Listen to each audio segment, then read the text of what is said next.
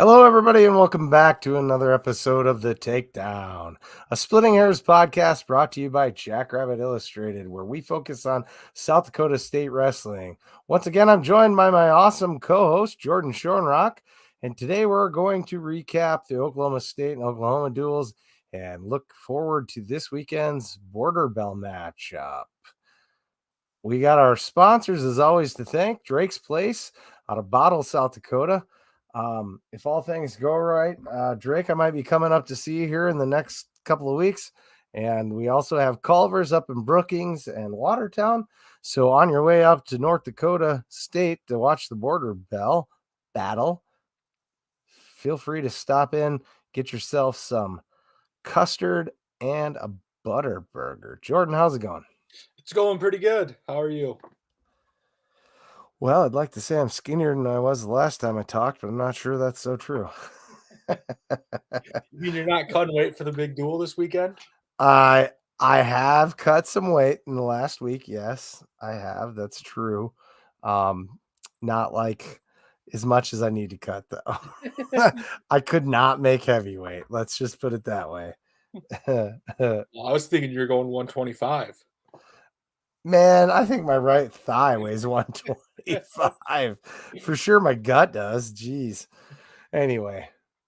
So start us off, Jordon. What do we got? Oh, we will start here with last Friday. And boy, do I have mixed feelings about this duel. A lot of things happened. A lot of things. A lot of things. They were ranked 7th in the country. They're probably the hottest team in the country. Yep. And we battled right with them. I don't know. I said on Twitter or whatever that, yeah, we lost. And we had 1,531 fans in the stands. And them 1,500 plus that got to watch that, they just watched us go toe-to-toe with an all-time heavyweight favorite in Oklahoma State. But unfortunately, Oklahoma State came out with that 19-12 dual decision. But it was definitely worth the money of admission, I feel like, in the Frost Arena. And that one did not quite leave as a sour taste as the one we'll talk about later.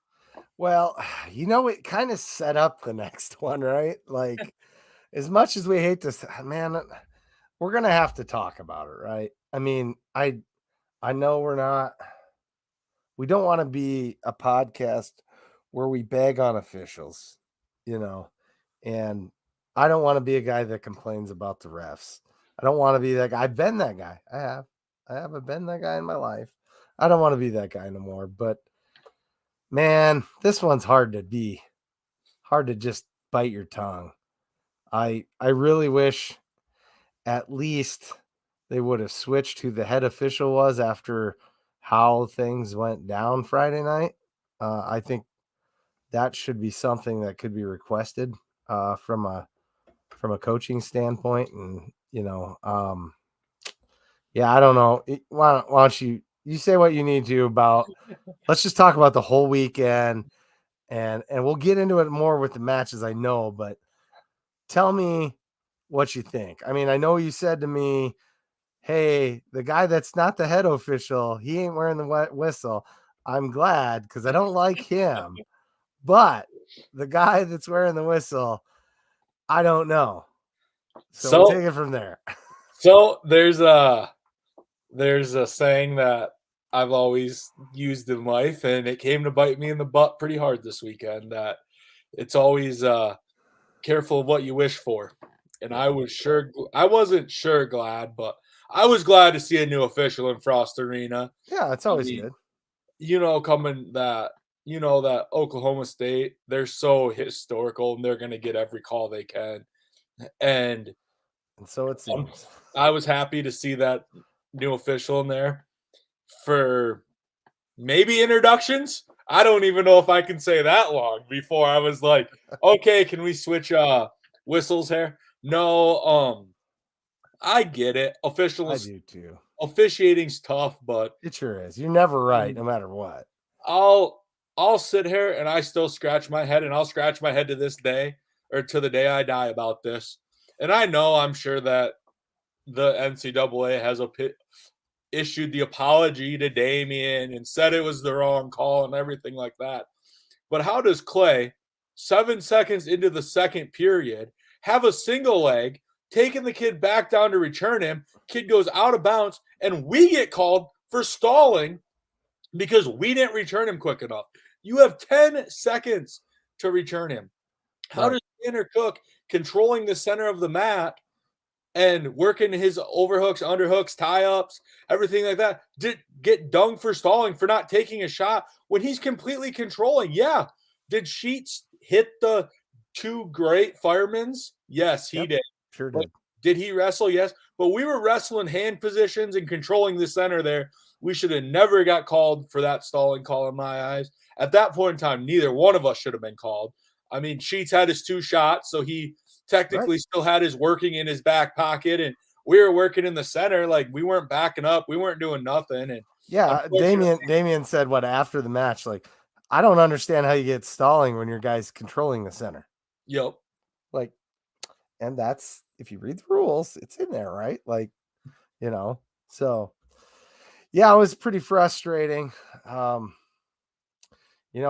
Probably we should talk about the key matches here. We'll circle back to officiating. I got a feeling. Clay Carlson, he gets the decision over Carter Young, and that was a good victory, and that was the 90th of his career. So he's now 90-37 overall. So that's pretty cool. It was a 4-3 decision. I thought Clay wrestled real well in this match. It was what I've come to look for from Clay Carlson, and a little bit of what I dare say was missing in some of the other matches and duels that I've watched from Clay. I don't know what your thoughts are on that, but it was good to see Clay really taking it to him and being aggressive. Clay did really step up there, and he did grit it out pretty good. And he had a very good match that night. And obviously Clay's in a tough spot right now, and he hasn't had the best season, but I'll say it just like everybody else says it, Damian and all them, and you ask them, March is what matters. And for Clay to put that match together, I think is only hopefully showing signs leading into March. Yeah, and we know he's been dinged up a bit this year, so that always weighs on a guy's mind. Like, if you got a bad foot or ankle like that, you're always on it. And, if a guy shoots at it, is he going to rank on it? And here we go again. Things you keep in the back of your mind, unfortunately, that you can't really, get out of there very easily. So you talked a little bit. Why don't you finish talking a little bit about the 65? So then another key matchup was at 65. And I'd said going into this duel, talking to some people that off air, that we had to win 41 and we had to win 65. So when we won 41, I'm like, okay, here we go. One more and this duel's ours. And unfortunately, like I said earlier, Wyatt Sheets comes out and defeats Tanner Cook 8-6. 2 great firemen's at the start of that match. And I just don't, well, I know he wasn't. He even said it. He just wasn't ready for the firemen's. And right. If it's done right at the right time and as tight as Sheets was in there, man. He was really tight on the top and got right under it. It's really hard to defend that. It's a classic move, but the only thing you can do is jump out of the way. But he had that underhook just so tight. It was, yeah, sorry. Yeah, no, and yeah, I agree 100%. Cook just wasn't ready. But something that I loved about Tanner, we're all used to seeing Tanner wrestle his 30-second matches, his minute matches. And something that I made a big point about at the beginning of the year was Tanner was wrestling 7-minute matches and winning. That's something we've never seen Tanner Cook do before. Well, mostly because he hasn't had to, but yep.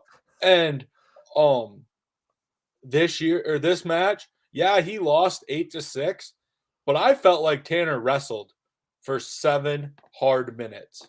And that was huge. And I think it was Cam even touched on that on his radio show deal that he does every week. And he touched on that too. I think that he was pretty proud that Tanner actually wrestled hard for them 7 minutes. He didn't get in his head and he wrestled hard. And I think that that's going to be another matchup that come Big 12s.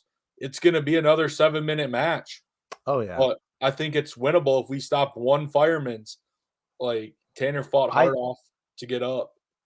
I agree. I think Tanner would want to have that match back, not just because he lost, but because it was close, and I think there was a couple things he could have done outside of not giving up the firemen's, which, like I said earlier, was incredibly tough to do.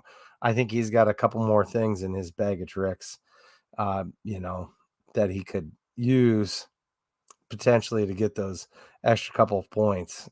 So then at 174, we had a great match between a friend of the pod, Cade DeVos, who was ranked or is ranked number 13 right now, and Dustin Plott, who I believe was ranked 7th at the time, and he got the win 9-5. And boy, Cade really showed us what he's capable of. Cade, I know you don't listen to the podcast except for when you're on it, but man, you could do that every time.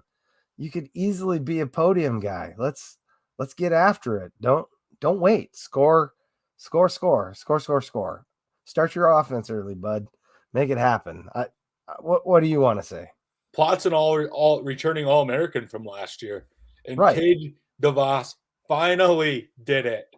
And I know that I was excited. He was excited after the duels and during autograph signing. I mean, we exchanged a hug and some good words, and we were both pumped for each other or for him in that match. And he finally did it. He finally got that top 10 win that we'd kind of teased him about / asked him when he was going to get on the pod.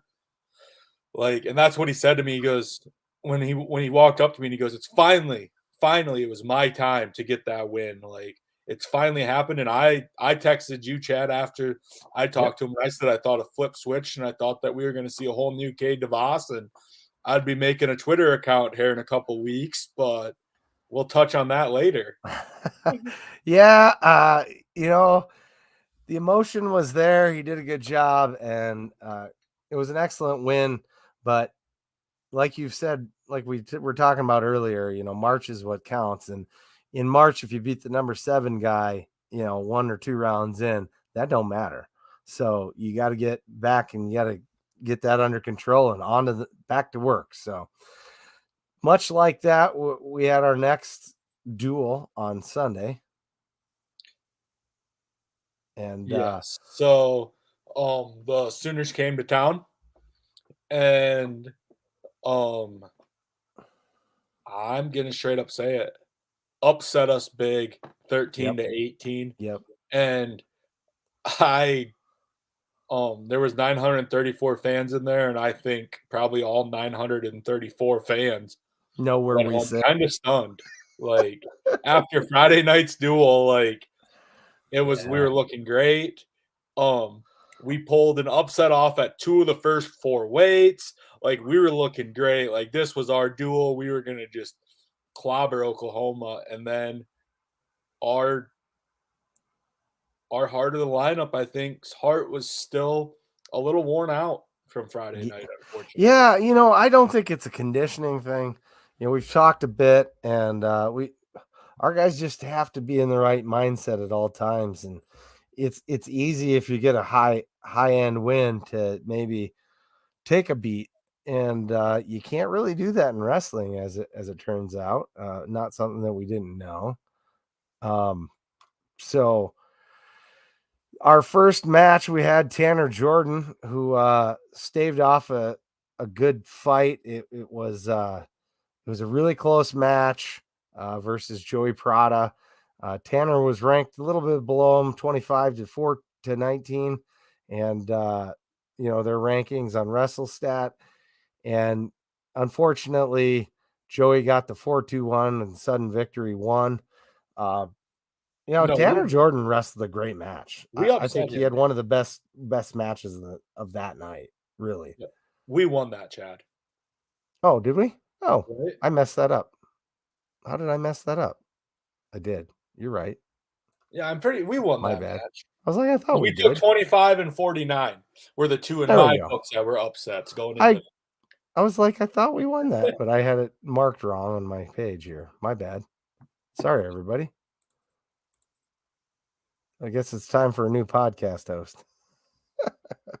Anyway, so yeah, like I said, Tanner Jordan, I thought had one of the best matches of the night, and indeed he did. And I mistakenly got the score wrong when I read it off my page here. So I'm a total hack. What can I say? Yeah. Why don't you take us to the next match so I can quit talking?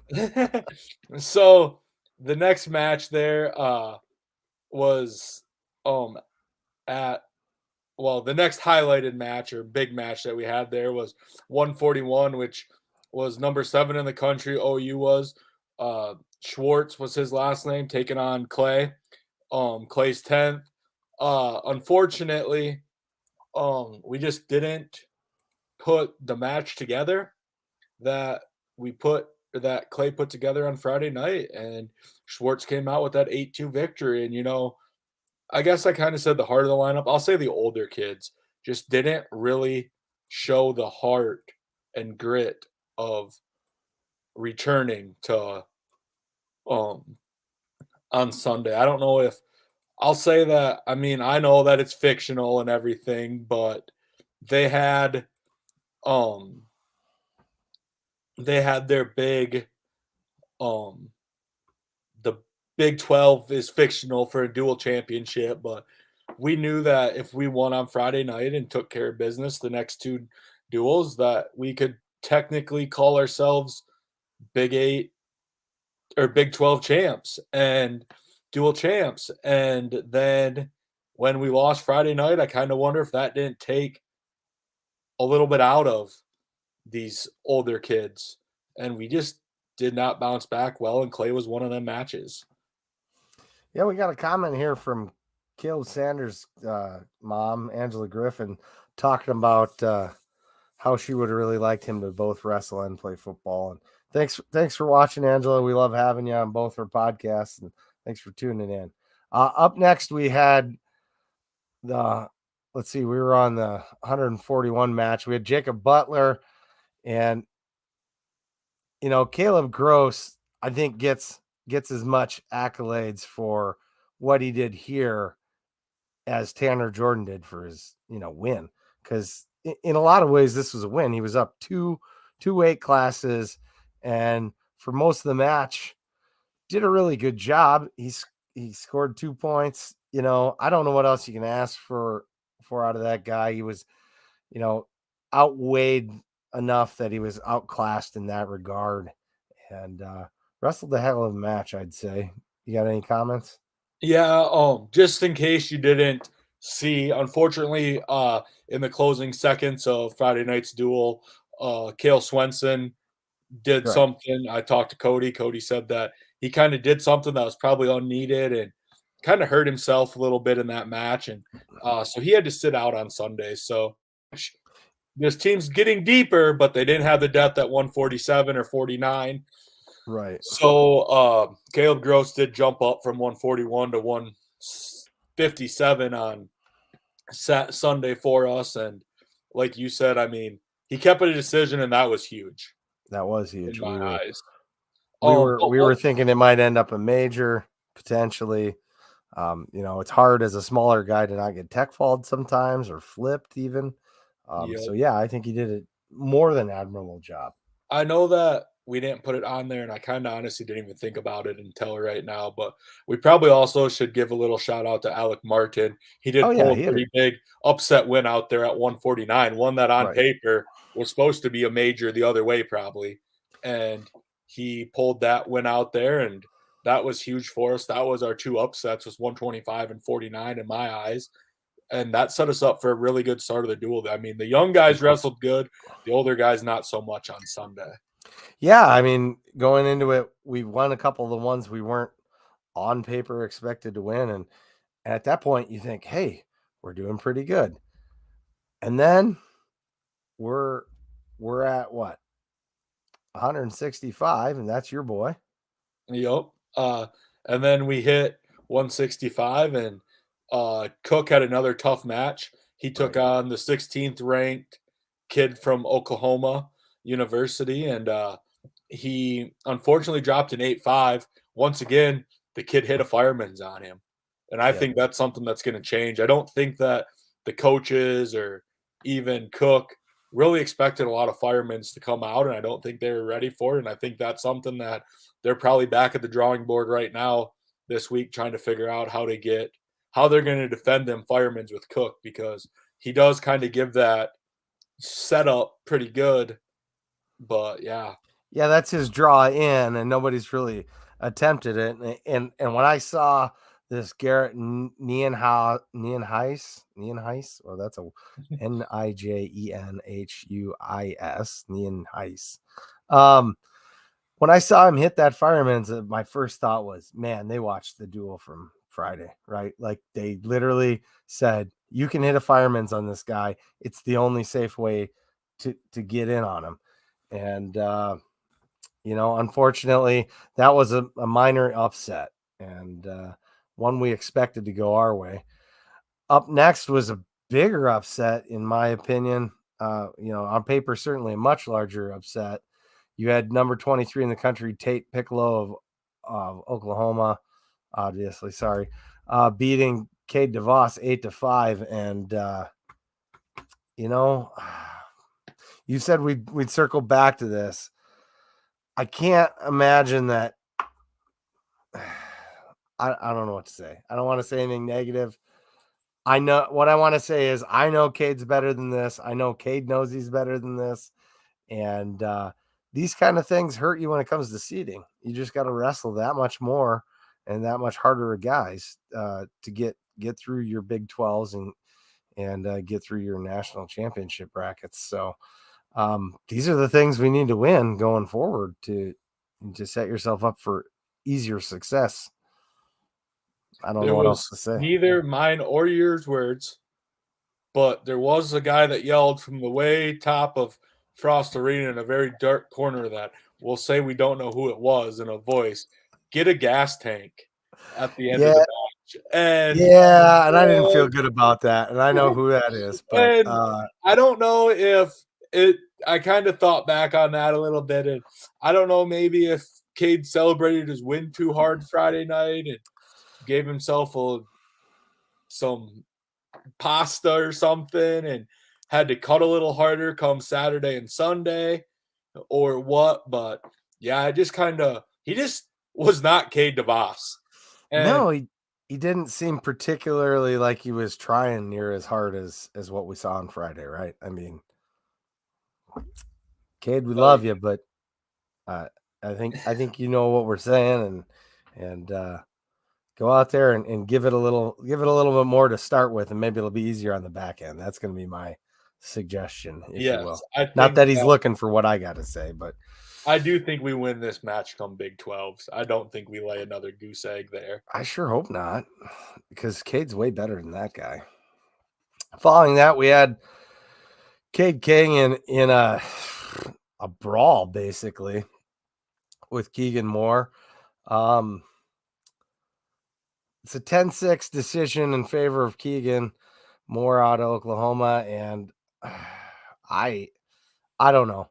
The match is closer than what it might look with the score there, but Cade did a real good job wrestling. He come up short, and on paper he really should have beat this guy. So, any further thoughts? Yeah, I mean, it was a 2-point match, and Cade kind of took a Right. desperation shot at the end, and that made Right. it a 4-point match, like you said, wrestling closer than what the score shows. But I mean, this one, I don't know, like it was another one of our mate. I mean, and I kind of this just popped into my head, like a lot of these kids that we honored on Sunday for Senior Day we're kids that came to this program with these kids that were wrestling, and maybe our emotions just weren't in check. I didn't even think of that till right now, but like maybe that's why our older kids didn't wrestle the best. Like the emotions were there of that.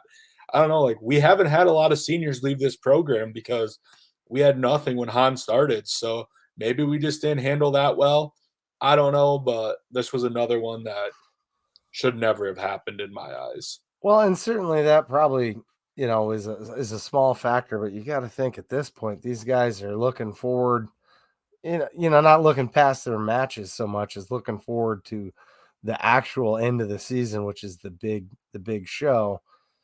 I would hope that the emotion wouldn't be too much, but I mean, it can get you. There's no doubt. Following that, we had Tanner Sloan, and he got a major decision, which was a big deal for us, over Carson Berryhill. He definitely tried his hardest to get a pin. I mean, not that guys don't always, but he was really going for it, and come up a little short. At times, I thought he was going to get that, but this kid really, really, really, really, really got familiar with the mat on in this match. And if it wasn't clean before this match, it definitely was afterwards. I don't understand how this kid didn't get stalled out of the match and disqualified. It was literally that bad. And when we complain about the refs, that's the thing we're complaining about. Like, the kid Both literally did 197. nothing the entire match. Was it how many minutes of ride time was it? Was 10 on the weekend and 7 something in this match, right? Exactly 5 minutes in this match. Oh, It was 5 5 minutes. minutes on Okay. the dot, and the other one was 5 minutes and like 45 seconds. Like both 197 pounders were scared to wrestle Sloan this week. He Right. wrote him out. I complimented Sloan after the duel about it, and he looked at me and said, "Well, I can hold him." Oh, I actually asked him if he had to Yeah. get his saddle All right. I was waxed there up for or that. something, whatever cowboys do to fix their saddles after a hard weekend of riding. But he kind of giggled it off and said, "Yeah, now I just need to learn how to turn somebody." And it's like, I took well, it a little different than that. He said, the way I read it is, I just need to figure out how to turn them, not just I didn't catch the giggle, I guess. To me it was, yeah, I should have got him turned. That's what I need to be focusing on. I wasn't happy that that was the end result. That's just how I read the yep. situation, but And um yeah, like they just had like I don't know. Both kids honestly could have been stalled out of the duel. Like yeah. I don't get it. And the kid that he wrestled on Friday night was just beat the number one kid in the Yep. country Yep. 5 days earlier than that. And then I don't know, for some of you guys have probably seen it a little bit. That Oklahoma State kid goes on and pins somebody on Saturday or Right. Sunday, and the NCAA tweets them up like they're some big deal. And I think it was Jason Het. He commented or shared it, and I slid in and said, "Did this just show how good Tanner Sloan really is?" And I think the Right. NCAA just accidentally admitted something that they don't want to admit with the excuse me, with the 197 pounder at SDSU of Tanner Sloan. Wow. Yeah, I mean, yeah, that tweet by them was really strange. Can't get away from Tanner Sloan or what it was. And once he gets on your ankles or something, can't hide an ankle from Tanner Sloan. That's what it was. And I was like, well, but you sure can hide stalling when you're wrestling him, apparently. I mean, he was perpendicular to the guy the entire match, basically. When he was on top, well, basically half the match. So yeah, Tanner, he improved to 13-0 in duels and 19-1 for the season overall. He's doing really well. I think has he how many losses did he have in Frost? I can't imagine it was very many, if any. This year, Um he he's only got one loss on the year this year. One loss on the year, yeah, but I'm saying in his career at Well, Frost he's still so got one far. more year, No, but I yeah, know, but I I don't think understand. I think he's undefeated at home. I don't think he's ever That's lost. what I'm saying, which leads into the next guy. That was a lead in for you. Yeah, and so then the next guy, once again, never lost at Frost. Uh, thank you for your time, sir, Mr. AJ Nevels. He got a 12, or he was ranked 12th. He got a decision over 14th ranked, 3-1, and that was another sudden victory dual win, and that was his second one on the weekend of overtime matches. Yep. Yeah, I loved watching AJ since the day he came. He's been an excellent competitor and I think it's easy to say pretty much the best heavyweight we've got to see at SDSU, and his style is more like that of a smaller wrestler. Is that fair to say? You think he Yes. shoots a little more? There's more action. Grambies. Grammy, yeah, he loves he does love the Grammys. Yeah, he's really good at that. Blake Walters, favorite of mine, no doubt, but a way different style of wrestling overall. And yeah, so yeah, thanks AJ for all you gave to the program. It was good to talk to you afterwards, and thanks for your kind words, knowing that you know where we sit in the stands, um, as does everyone else apparently. so before we go on to the next topic, there's some things um that this weekend's always gonna leave with me. And another one of them things is gonna be the asterisks of what if. Right. Because I don't know if anybody's seen yesterday, but Missouri upset Iowa State Yes, they in the did. duel. So that would have put SDSU, if we could have got out of last weekend unscathed, that would have gave us the fake Title. Big 12 title. I mean, they don't technically give you one out, but No. we would have took it. We could have said that we were two-time Big 12 titles because Right. the year that Bona was here, we went out. Oh, and we printed shirts Last for it year. and everything. Uh-huh.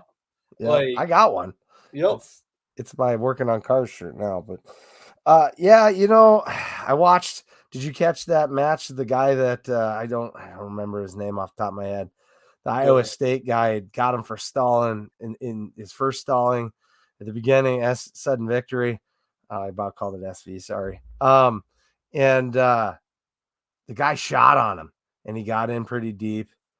And the kid from Missouri got a whizzer, and he started turning him over. And from kind of a down position, he backed over and ended up pinning the guy. Did you see that No, I on missed Twitter? that. Oh, I didn't get to watch it, but I'll have to send that to you. It's excellent, excellent. So good job to him. We love all wrestling, honestly, but I don't know that I like seeing Missouri win, but I'll take it, I guess. Yeah, the what if asterisks. We have what 4 duels that were what ifs in my mind. We could have won Nebraska. We could have won Minnesota. That was maybe the biggest what if, but in Oklahoma State and Oklahoma, we're this close. We're this close on all these duels. so And I'm going to follow that up with saying, let's not let the next duel be the next what if duel. And like you look back at it, and I'll be 100% honest with you, out of everything that we've went through this year with watching this team, is I feel like the only duel we weren't in was the Oklahoma duel, which Right. they aren't good. Like, I'm sorry, they're a decent team, but like Cam and Brady said on the radio the other day, you can go wrestle 9 out of 10 duels against them. We're taking home 9 out of them 10. And it was bad. And Oklahoma State, I don't know if it was Cam, Brady, Damian, somebody, one of the coaches made the comment that the thing that beat us against Oklahoma State were churns. We got churned. We did not churn them. Yeah, we got churned for a 2 count. We got little things here and there. We don't get churned, and that's a whole different other outcome of that duel. And like to look back and say that we're only a churn away from Oklahoma State and winning duels against Oklahoma State, some churns. When I went down there with the team and we got killed the first time 5 years ago or whatever, and we went down there in Damien's first season, and it was embarrassing. Like that crowd had a heyday, and to now be with the same kids that were down there for that first butt kicking, to be the kids now that are churns away from beating them, just shows what this program really is and how close we are and how great we're going to be. Buy your season tickets next year. You're going to need them. You're going to need them. That's right. Get them early. Get them often. Wait a minute. Buy more of them. That's what I'm saying. So, well, that sets us up, right? I mean, we got one duel left for the year. Why don't you take us into that? Okay. So uh we're headed to Fargo. Yeah. Sunday, 2 p.m. in the volleyball center, the Benson Bunker Fieldhouse. Yep.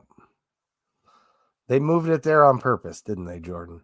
I think so. They want a They want hostile environment. they want a more hostile environment. So if you have the gumption and the desire, maybe it's a good idea to bring a little blue uh, up north, and maybe wear your national championship gear if you got some.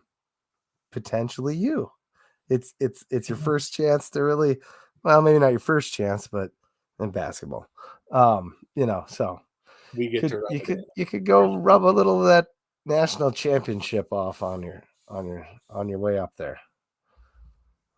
Yeah. So, I mean, once again, it's for the border bell. We all know what that means. We had some people ask last week and all that about what's more serious. I will to this day stand by my thoughts of wrestling. And I know some people are like, like hopefully we respond. And I mean, NDSU is a good team this year. As bad as it hurts me to Yeah, say that they are, yeah, they're no, ranked they're real good. 15th in the country Yeah, right now. they're Like they're ranked good. above us. And we like there's no respect, and I hope that this just lights a fire under their butts even more. As last year, I mean, if you don't forget, NDSU on paper was coming in and they thought they had a shot to win. They won 1 out of the 10 matches. We took 9 Right. out of the 10 matches and sent them home with their heads down. And they ain't gonna forget that either, though. We sent them out of Frost embarrassed last year. Wasn't Fairneck the only win last year? I believe so. I believe so too. That would have been what, Zach? Would have been um Or oh, you're putting me on that tough spot right now. never mind. It don't He was matter. our 57 pounder. He was our only 57 pounder. senior last year. Yeah, our only senior. Now Um, I'm struggling to remember too because I said Price. yeah, no, wasn't Nope. Price, but Nope. It'll come to us anyway. So what's the key matches on this one, Jordan? so everything. I don't think there's Right. one that's not a key match. But starting out, 125 will have to be a big one. Where it's going to be Tanner Jordon versus Carlos. I don't know how to say the guy's last name right now, but Do you want me to try? you can try if you Carlos want to. Negrete? Sure, Negrete. sounds good to me. Negrete. uh, Negrete. Negrete. they're 1-1 all time against each other.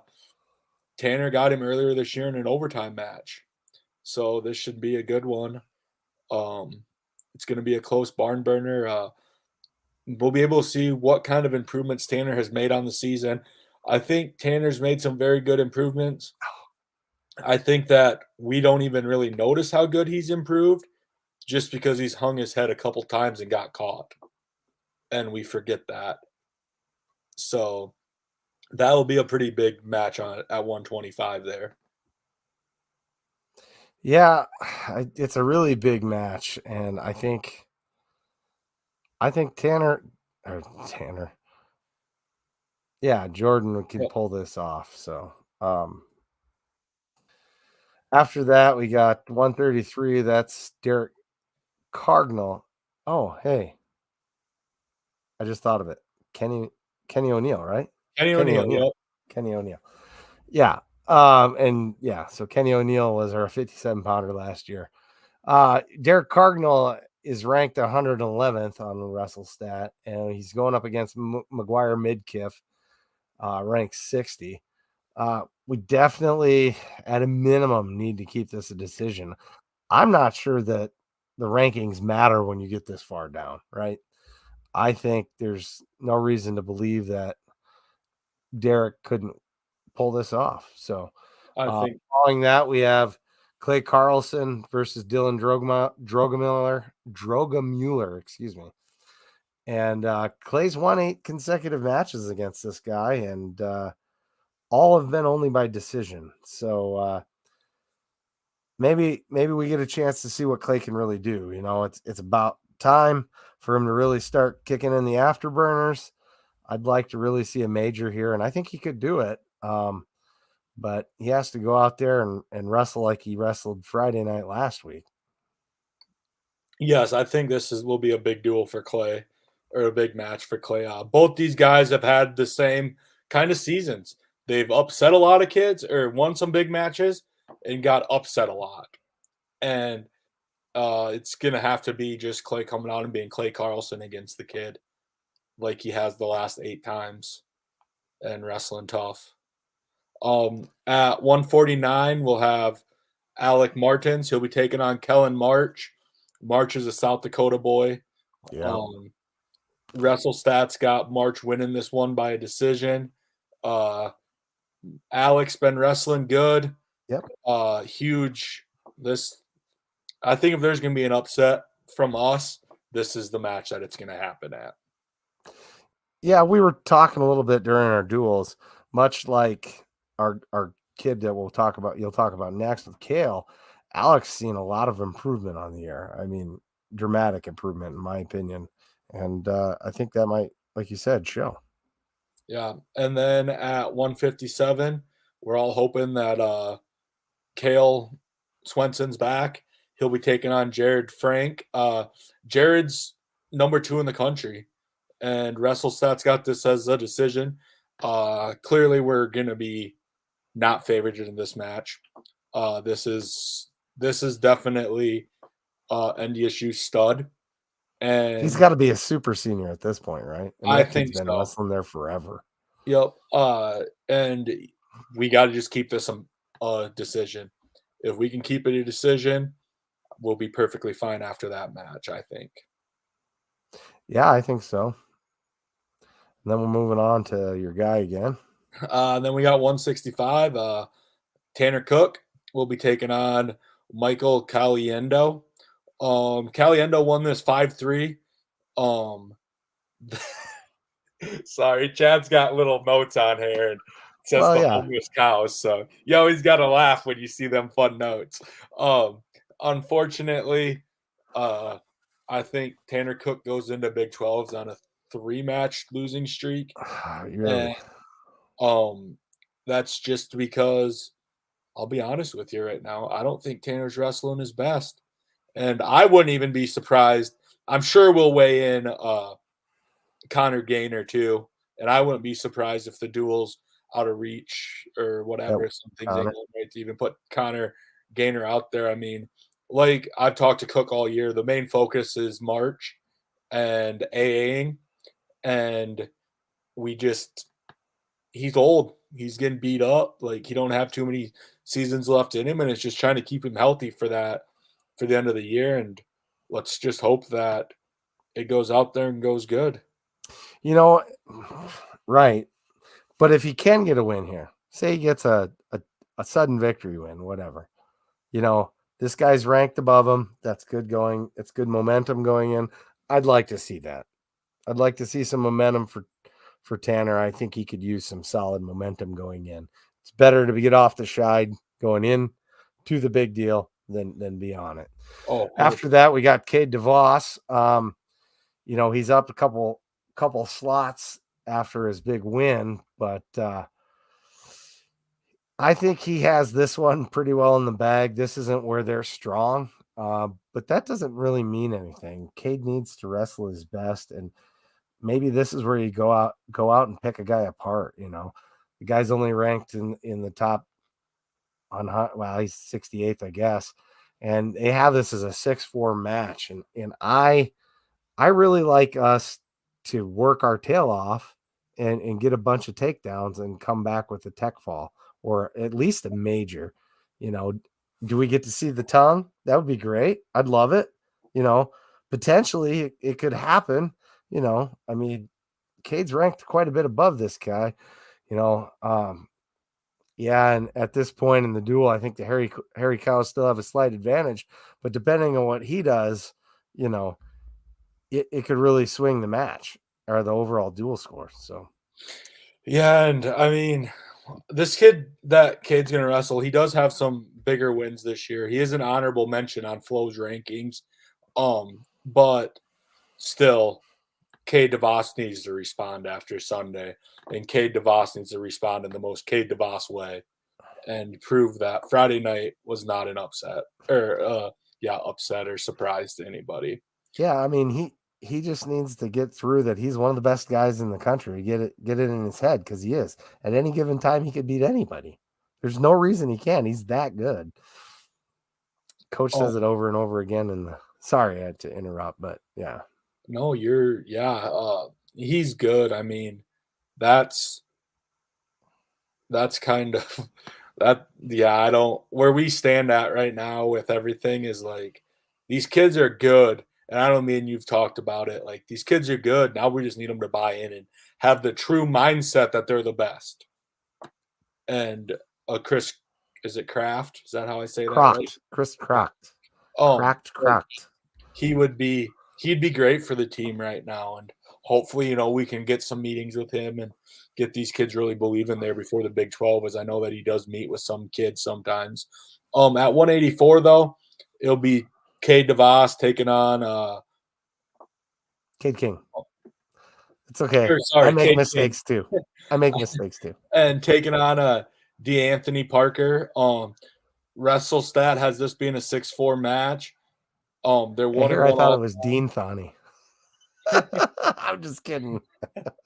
WrestleStats got this. They're 1 and 1 all time, but I think King takes this match easy. I think we got to be the favorite here and roll on with that.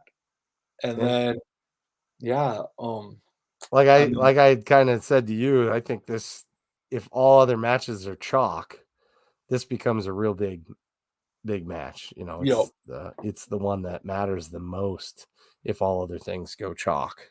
So, yeah, continue on. Sorry. and also, I mean, I know we didn't do it last weekend, and I brought it up, but we can't forget we got Bennett Berge back there, sending the back wings that we could see make a weigh in because I know he's still got one weigh in, and this Don't would we be have the last time we could go use to in that 184-pound range? Roman what? Rotsky. Roman's pretty good. Yeah, I think Yeah, he's up there in Roman. that same weight, though, right? Uh, no, Roman's might be a 6. No, I don't know what Roman is I'll right have to now. look. Go ahead. Talk Yeah. about the next match. So at 197, we'll have Tanner Sloan versus Owen Pence. This is a 6-0 match or 8-6 match in Sloan's favor, according to WrestleStat. Sloan is 3-0 against this guy. He's good, but Sloan's kind of just had his number the last couple of years. I did look it up. Roman I can never say his name right. Rogotsky, I think. He's listed at 84 on a roster too. So I know that means he could move up, down, or whatever. Yeah. But yeah, Tanner, man, he's definitely had his number. Could really use a major decision, huh? That would be big in the overall duel. And I don't know if anybody's wrestling better than Tanner Sloan right now. I feel like he's bought into himself and he's good. And by that, you mean anyone on our team? Anybody in the nation, to be honest with you. Well, okay.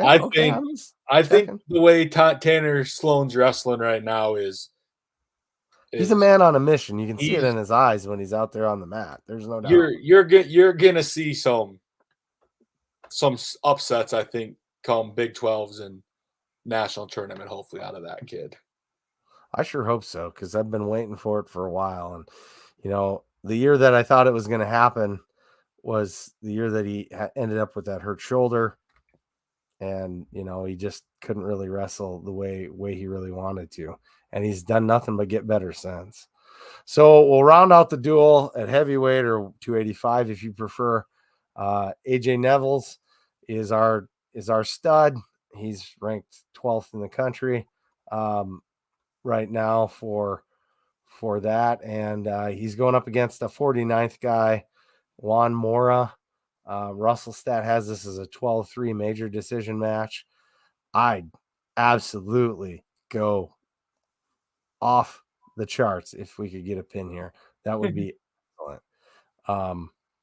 If WrestleStat has 12-3, they're thinking it's going to be a pretty big point scoring match. I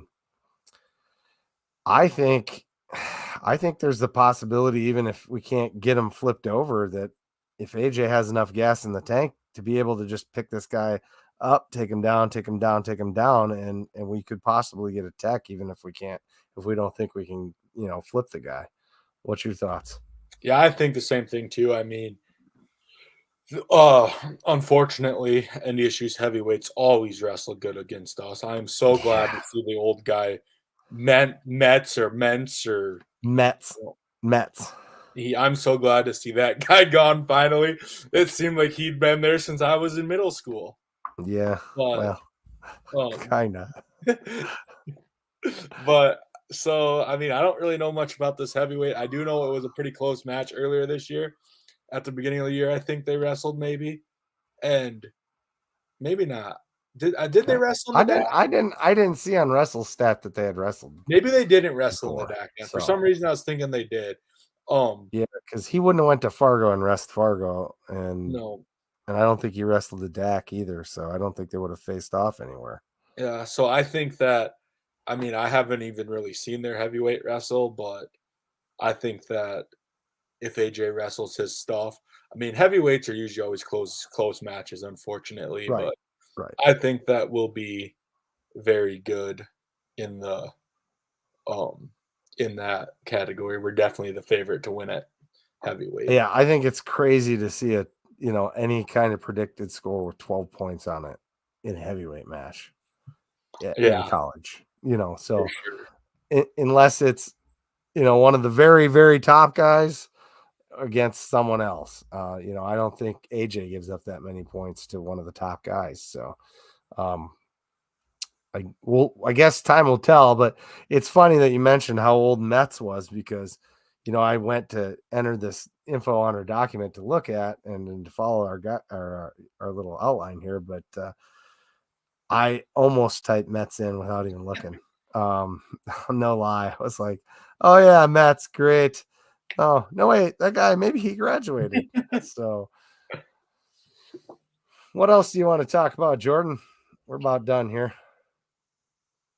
So, I mean, 10 matches, and 6 of them are 2 ranked opponents going head to head on Sunday here, off of according to Flow. And once again, I mean, thankfully,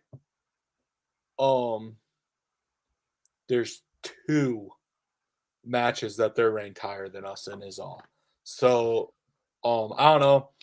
I had an NDSU fan write on my Twitter page the other day saying that they just don't match up well against us. And I'll be honest, I have to agree with them. They don't, but we also have to wrestle too.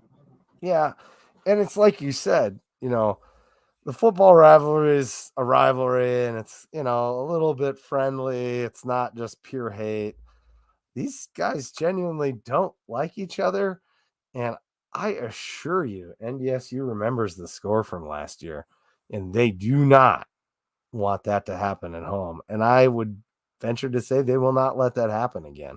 So our guys got to be ready, because they're going to be out for blood. That's 100%. That's how I see it. It's not going to be and I mean, I've never not seen Damien have us not ready for this match. So I think that will be good. We got to wrestle like we did on Friday against Oklahoma State University. And I think that the bell will continue to sit next to the Rock and the national championship trophy. I think we're gonna hold all the trophies that count in my book, and even ones that I don't care about this year in our sports. And everybody that's an SDSU fan has to love when we get another strong win against the foes from the north. And for anybody that don't know, both these trophies sit underneath the same building now too. Different names, but they're all connected. Yeah, that's right. Yeah, it's all one building now that we have it in the new wrestling practice center right there next to the S Which track. I got to ask you, Chad, what are your thoughts? I walked you through on Sunday. Yeah, it's awful impressive. Every little detail was very impressive. I can't wait to see what we can come up with for our video. We went over there with Jordan and his buddy was Ryan. what? Yeah, you cut out. His name's Ryan. Ryan. Yeah, that's right, Ryan. And walked around, and it's super impressive. I I know I was really jazzed by the pictures, but pictures don't do it justice. It's cooler than I would have thought, and it's quite the facility, and they've got a lot of nice little touches. The thing that I can't get over, the thing that impressed me probably not the it caught my eye the most. That's what I should say, is that table in the lounge area with the blue glass or whatever it is in there, that formed table. That's super cool. Like super, super cool. That it did not impress me the most, maybe, but it was the thing that like I caught me off guard. I didn't expect something like that to be that cool. Like I walked into the room, didn't notice the at first. And that's the room that's sponsored by Todd Workentine and his wife. And we were in there talking to Cody, and I was talking to him across the table, and I looked down, I'm like, wow, this is really cool. So the observation deck's cool. I imagine wrestling might use that during, I don't know who's going to control that during football games, but that would be a cool place to get in and watch a football game once if a guy wanted to, and knew the coach as well. Yeah, I've been told it's going to be used for recruiting, so I'm I guessing the figured it wrestlers probably do too. was. Yeah. Yep. What was your favorite highlight? The locker rooms, there's athletes in there, so we didn't get to go in there. I'm thinking I'd probably be most impressed by that, but So after you had to leave, you had to get home for the Super Bowl and yeah. everything a little bit. We stayed around for a little bit, and we did end up going to the locker room at the end. And actually Tanner Jordan was in there and hollered at us to come in and talk to him. So we went Cool. in there and had a little conversation with him. And the locker room, honestly, I mean, when it gets done, it'll probably be cool. But right now, like I said in the past, it's just folding chairs. Yeah, we know it's not finished yet, Yep. right? So that was pretty decent. But I would say that the team lounge also has probably got to be my favorite spot. I'm really, really impressed. I don't know. I guess when I went in there and I took my first tour in there, I took pictures, and two of them went to my background immediately. There's one that's on my home screen now. It's a sign that hangs in there. It says, "This family is full of love and based on trust. We are grateful and also generous. We help one another and respect each other. But most of all, we cheer together. We are a Jackrabbit family." And that sign, to me, really just showed what SDSU wrestling's really about.